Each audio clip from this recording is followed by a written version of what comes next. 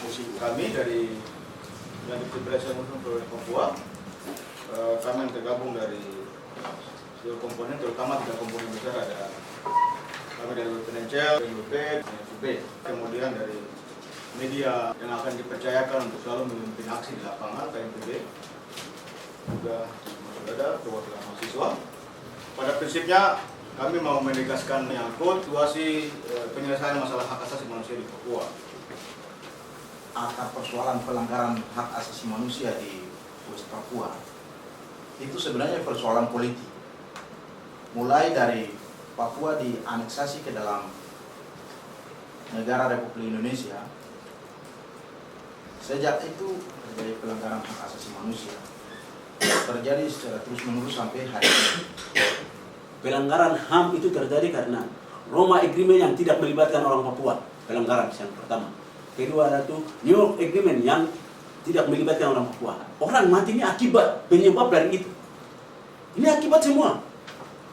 Tidak melibatkan orang yang punya hak ulayat manusia pribumi di atas tanah Papua ini. Tidak melibatkan, melakukan perjanjian tanpa melibatkan, itu sudah akar persoalan. Persoalan adalah itu politik. Kenapa Amerika, Belanda, PBB, Indonesia takut melibatkan orang Papua? Ada apa di situ? Bukan melakukan satu orang satu suara untuk sesuai dengan Roma Agreement, perjanjian Roma Agreement. Tapi yang terjadi adalah PPRA. Ya, kita sepakat bahwa ini semua berawal dari pelanggaran hak politik orang Papua, hak kemerdekaan ya. Kemudian bermuara di pelanggaran HAM. Karena itu ini dua ini tidak boleh pisah-pisahkan, seolah-olah ketong bisa menentukan untuk selesaikan soal Papua itu cukup bicara HAM-nya saja, politiknya tidak usah, atau bicara politiknya HAM tidak usah. Ini dua punya keterkaitan yang tidak bisa dipisahkan. Hari ini Menko Polhukam membentuk tim pencari fakta versi Jakarta untuk menyelesaikan pelanggaran HAM Papua. Indikator penyelesaiannya seperti apa, ini yang menjadi pertanyaan kita di saat ini. Karena saya sendiri kalau berpikir-pikir mau selesai dengan siapa, korban pun tidak dilibatkan, kemudian juga Indonesia misalnya seandainya kalau Luhut sendiri salah satu aktor di balik pelaku pembunuhan, apakah siapa yang akan menyelesaikan kalau dia sendiri menjadi tim di dalamnya? Kami sudah berpikir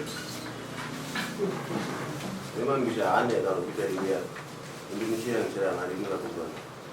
Kalau dilihat dari mekanisme hukum, mereka sudah dipercayakan dan bentuk komisi hak asasi manusia sudah lama. Kenapa kalau mereka tidak berjalan sampai saat ini? Sebenarnya bisa bentuk tim yang lain untuk menyelesaikan kasus Papua.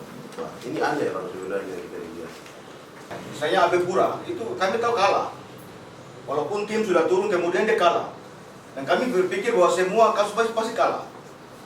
Tapi bagi kami, bagaimana negara itu terlibat di dalam pembunuhan itu. Orang tua kami yang dibunuh oleh Indonesia, mereka bilang sama kami, Indonesia ini punya sifat kera.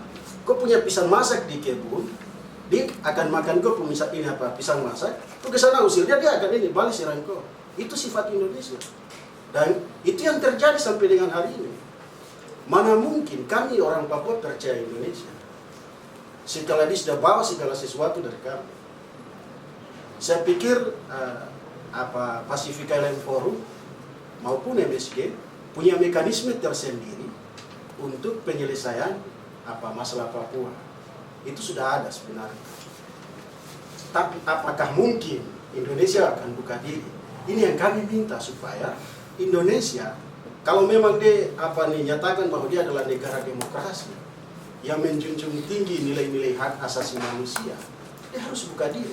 Itu sebenarnya Perdana Menteri O'Neill itu sudah menyurati kepada pemerintah Indonesia untuk segera ada ruang untuk poin daripada GF itu dilaksanakan. Cuma sampai saat ini Jakarta tidak serius dan dia coba membuat gerakan yang lain. Saya pikir kalau Indonesia sudah terlibat aktif dalam PIF maupun MSG, berarti orang harus tunduk pada aturan yang berlaku pada Pacific Island Forum maupun juga MSG. Indonesia tidak bisa menganggap bahwa saya negara hebat jadi saya harus melawan, tidak bisa. Sekalipun negara kecil dia punya suara di PBB, akan mempengaruhi forum di mana-mana. Kalau memang Indonesia merasa bahwa pelanggaran HAM di Papua ini tidak benar, ya izinkan mereka masuk toh supaya ketemu seluruh pejuang yang ada di Papua, semua korban yang ada di Papua, baru mereka dengar dari telinga sendiri, mata sendiri, baru membuktikan bahwa benar Indonesia membangun Papua itu dengan jujur, adil, damai. Kalau tidak berikan kos membatasi semua ruang, berarti menjadi pertanyaannya adalah ada apa di balik semua pembungkaman ini begitu.